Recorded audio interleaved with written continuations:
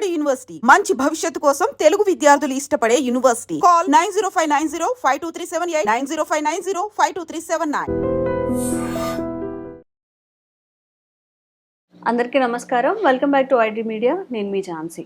Sugar అనేది పెద్ద మహమ్మారి, ఒక భూతంలాగా మారిపోయింది. దట్టు మన ఇండియాలో కరోనా తర్వాత చాలా వర్స్ట్ అయిపోయింది సిచ్యువేషన్. కరోనా మెడికేషన్ వల్ల ఇంకా షుగర్ హైట్స్ అయ్యాయని, లేని వాళ్ళకి కూడా వచ్చాయని చాలామంది చెప్తున్నారు. మరి వారసత్వంగా కూడా షుగర్ వస్తుంది అని చెప్తూ ఉంటారు. ఈ వారసత్వంగా మాత్రమే వచ్చే షుగర్ని మనం ఏమైనా కంట్రోల్ చేయొచ్చా? ఎందుకంటే ఇప్పుడున్న జనరేషన్కి పొద్దున్నే లేచి వ్యాయామం చేయండి, పొద్దున్నే 5 గంటలకు లేచి మెడిటేషన్ చేయండి అని చెప్తే వినేవాళ్ళు ఎవ్వరూ లేరు. వాళ్ళంతటా వాళ్ళు రియలైజ్ అయ్యి చేస్తే తప్ప ఒక గుర్రాన్ని నీటి దగ్గరికి తీసుకెళ్ళినట్టుగా అయిపోతుంది అనమాట సిచ్యువేషను. ఇప్పుడు ల్యాప్టాప్స్ ముందు కూర్చొని చేస్తుంటారు. డెస్క్ జాబ్స్ చేసేవాళ్ళు చాలాసేపు కూర్చొనే ఉంటారు. ఫుడ్ కూడా ఏది పడితే అది తింటూ ఉంటారు. వంట చేసుకోరు. అక్కడికి వెళ్ళిపోయి ఏదో ఒక జంక్ ఫుడ్ ఏదో ఒకటి ఆర్డర్ చేయడం, ఆ టైంకి ఆకలి అయిపోయినప్పుడు తినేసి అవతల పడేయడం. ఫుడ్ విషయంలో కూడా జాగ్రత్తలు తీసుకోరు. మరి వంశపారంపర్యంగా ఇంట్లో అందరికీ షుగర్ ఉన్నప్పుడు పిల్లలకి షుగర్ రాకుండా ముందుగా మనం ఏదైనా చేయొచ్చా? దానికి ఏదైనా ఉన్నాయా? మన ఆయుర్వేద్యంలో ఏదైనా చికిత్స కానీ లేకపోతే ముందుగా రాకుండా తీసుకోవాల్సిన జాగ్రత్తలు ఉన్నాయేమో తెలుసుకుందాము. ప్రస్తుతం మనం ఆయుర్వేద వైద్యంలో 40 ఏళ్ల అనుభవం ఉన్న బాలకిషన్ గారితో ఉన్నాము. నమస్తే సార్. ఎలా ఉన్నారు సార్? మీరు అందించే వీడియోస్, మీరు చెప్పే చికిత్సలు ఏవైతే ఉన్నాయో అవి ప్రజలందరూ ఆదరిస్తున్నారు. మనం కంటి గురించి చేశాము, చాలా మందికి అది బెనిఫిట్ అయింది. నరాల వీక్నెస్ గురించి చేశాము, చాలా మందికి అది బెనిఫిట్ అయింది. అండ్ ఈరోజు ఇంకొక మంచి వీడియో వాళ్ళకి ఇవ్వాలనే ప్రయత్నం ఇది. షుగర్ షుగర్ షుగర్ అని మాట్లాడుకుంటున్నాం కాబట్టి ఈ షుగర్ పేరెంట్స్లో తాతయ్య, నానమ్మ, అమ్మమ్మ, తాతయ్య ఆ ముందు జనరేషన్స్కి ఉన్నప్పుడు జెనెటికల్గా వీళ్ళకి కూడా వచ్చే అవకాశం ఉంది. కాబట్టి రాకుండా తీసుకోవాల్సిన జాగ్రత్తలు ఏంటి, అసలు అలాంటివి ఏవైనా ఉన్నాయా? అలాంటి జాగ్రత్తలు అన్నట్లయితే it is very simple.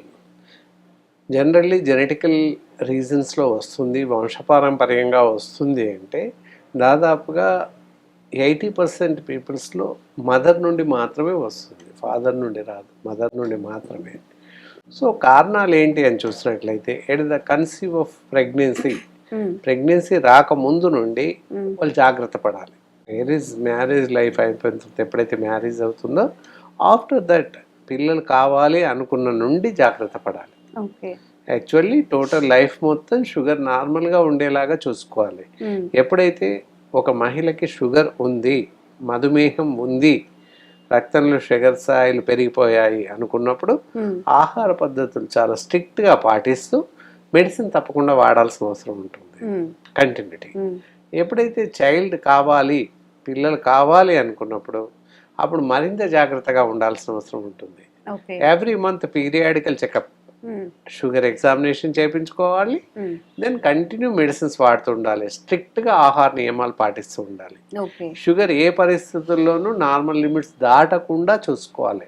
At the end of normal delivery అయ్యే వరకు, from the conceive of pregnancy after the delivery వరకు, ఈ మధ్య 9-10 నెలల వరకు కంటిన్యూగా షుగర్ లేకుండా చూసుకోవాలి. అప్పుడు పుట్టబోయే శిశువుకి షుగర్ ఏ పరిస్థితుల్లో రాదు.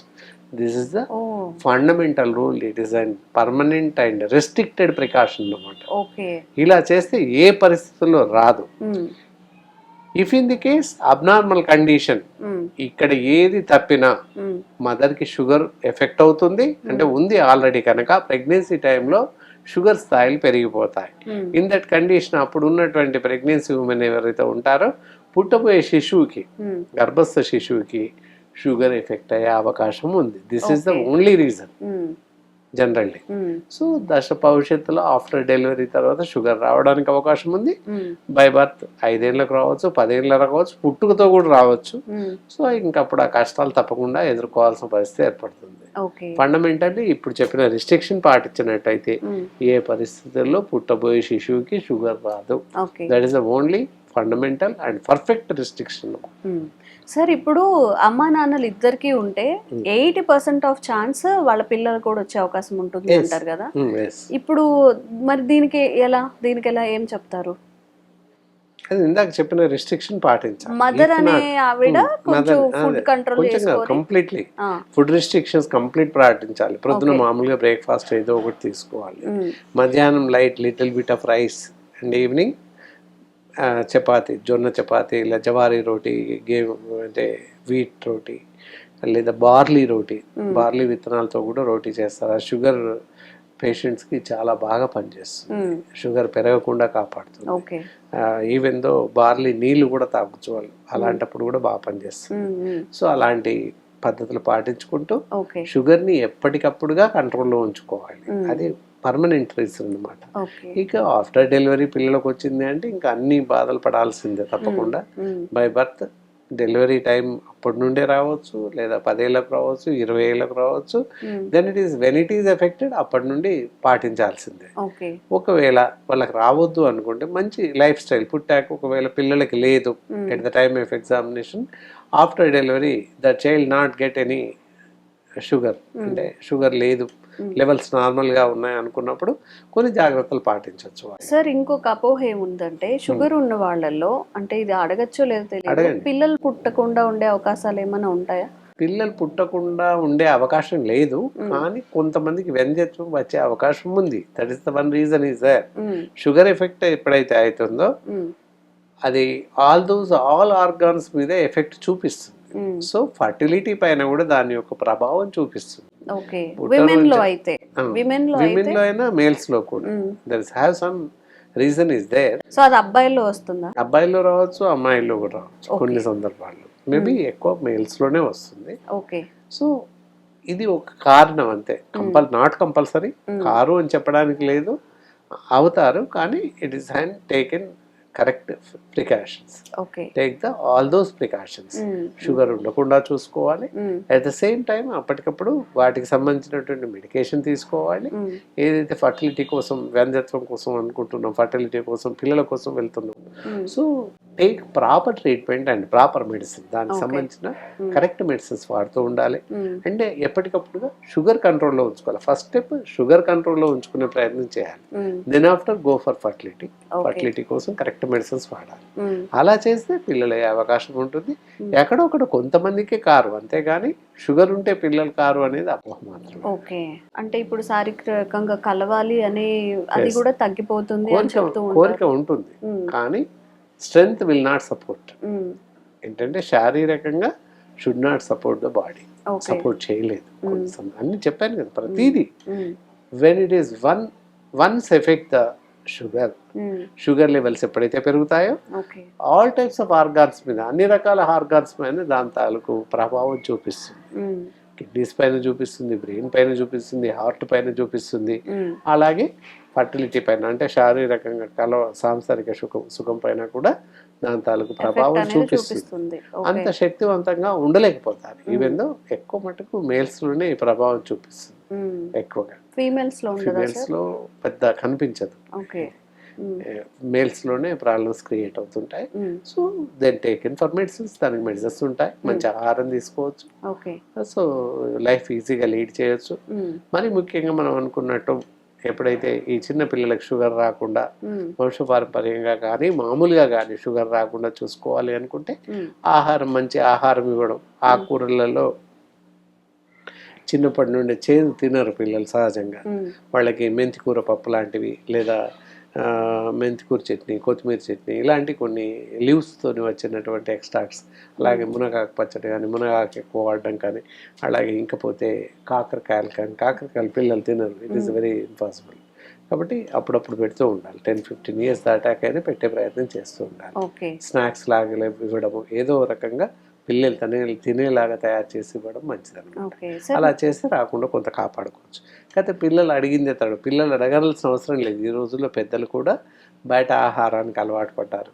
జంక్ ఫుడ్స్ పూర్తిగా మానేయాల్సిన అవసరం ఉంటుంది.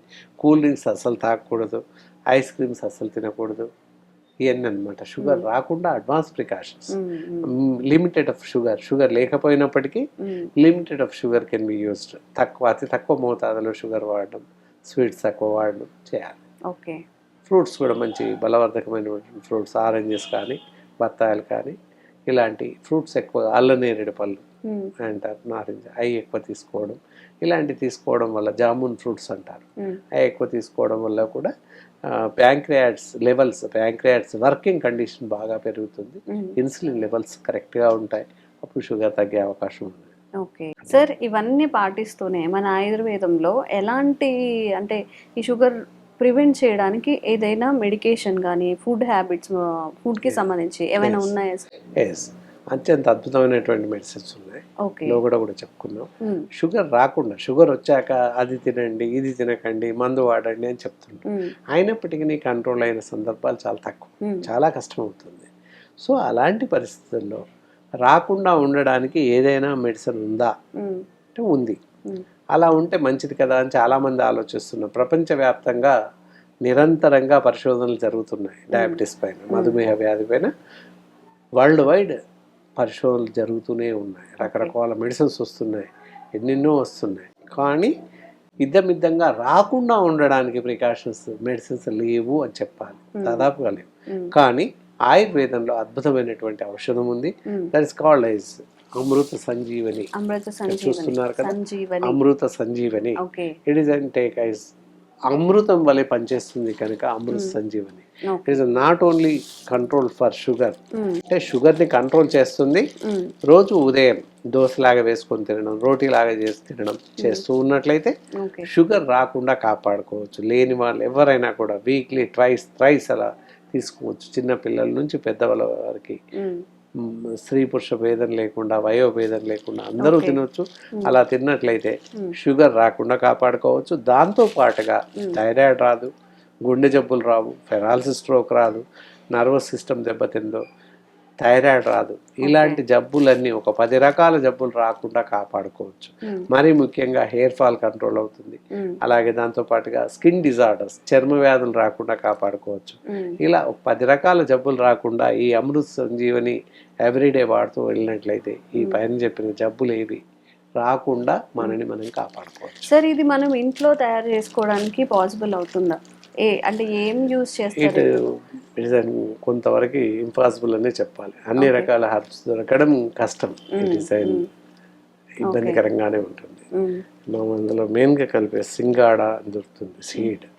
It is available in Assam, where it is not anywhere in India. అస్సాంలో తప్ప ఎక్కడ దొరకదు. అలా ఇంకా కొన్ని మిగతాయి దొరుకుతాయి ఇక్కడ. నాగామృత దొరుకుతుంది, అశ్వగంధ కలుపుతాం, అశ్వగంధ దొరుకుతుంది, అందరికీ తెలుస్తుంది, అశ్వగంధ అనుకుంటారు. అలా కొన్ని దొరుకుతాయి. అలాగే ఇకపోతే గుడుచి అది దొరుకుతుంది, అలాగే కొన్ని దొరుకుతాయి, బ్రాహ్మి ఇవి దొరుకుతాయి. ఇవి కాకుండా ఇందాక చెప్పిన సింగాడ దొరకదు, it is very impossible. It is ఎక్కడ అస్సాంలో దొరుకుతుంది, ఇంకెక్కడ దొరకవు ఇండియా మొత్తంలోనే. సో ఇది కాకుండా ఇంకా కొన్ని రకాల ఆయుర్వేద మూలికలు, మొత్తం అట్లీస్ట్ 10 టైప్స్ ఆఫ్ హర్బ్స్ కలపబడ్డాయి. మాకి మినిమం 1.5 to 2 years, 1 year పరిశోధన, సంవత్సర కాలంగా నిరంతరంగా శ్రమిస్తే వచ్చినటువంటి మెడిసిన్. ఓకే, ప్యాకింగ్ కూడా చూడండి. ఇప్పుడు ఫ్యాన్సీగా మనకి బాగా డాంబికంగా కనిపించి చాలా నీట్గా కలర్ఫుల్గా ప్యాక్ చేసి దానికి ఇంకొక 200 అడిషనల్గా తీసుకుంటే మనం చాలా హ్యాపీగా ఖుషి అయిపోయి తీసుకుంటుంటాం. బట్ మన ఆయుర్వేద వైద్యులు ఏదైనా సజెషన్ చేస్తే నీకు ఎక్కడ దొరికింది అక్కడ దొరికింది అని 100 డౌట్స్ వస్తూ ఉంటాయి మనకి. ఒకసారి ట్రై చేయండి మీకు ఏదైనా ఇష్యూస్ ఉన్నప్పుడు. కరోనా తర్వాత చాలామందికి అవేర్నెస్ వచ్చిందండి, అల్లోపతి కాకుండా మన ఆయుర్వేద వైద్యం వాడాలి, ప్రకృతి పరంగా వచ్చే ఏ పండునో ప్రకృతి నుంచి తీసిన మెడిసిన్ అని చెప్పుకోవచ్చు. కాకపోతే ఆహారమే మెడిసిన్గా మనకు అందిస్తున్నారు. కాబట్టి నిజంగా మీ లైఫ్ మీద మీకు భయం ఉంటే, మా పేరెంట్స్కి ఉంది మాకు కూడా రాకూడదు, మా పిల్లలకి రాకూడదు అనుకునే వాళ్ళు డాక్టర్ గారు ఏదైతే సజెస్ట్ చేశారో అవన్నీ పాటిస్తూ ఉండండి, ఎక్సర్సైజ్ చేయండి, మంచి ఫుడ్ తినండి. దాంతోపాటుగా మీకు కావాలంటే అమృత సంజీవని దీన్ని కూడా కొనుక్కొని ట్రై చేయండి. ఓట్స్ అని చెప్పి రోల్డ్ ఓట్స్ అని, ఆ ఓట్స్ అని, ఈ ఓట్స్ అని చాలా ట్రై చేస్తూ ఉంటారు. దీనికన్నా డబుల్ ట్రిపుల్ కాస్ట్లో కూడా ఉంటాయి. కాబట్టి ఒకసారి ఇది ట్రై చేయండి. Thank you sir much. Sir, one life lesson what medicine has taught you. Whatever you can do without expecting.